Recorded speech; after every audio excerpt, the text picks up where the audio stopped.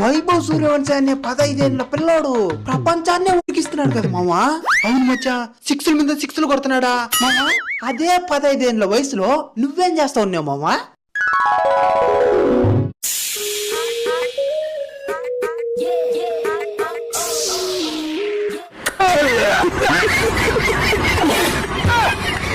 అంటే ఈ class room లో లేడీస్ ఉంటారు కదా, వాళ్ళు కరెక్ట్ గా పాఠం విన్నారు లేదని అప్పుడప్పుడు చూసి చెక్ చేస్తా ఉంటా.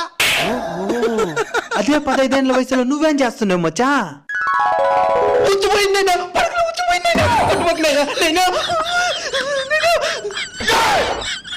ఏం చేస్తున్నావు మచ్చా?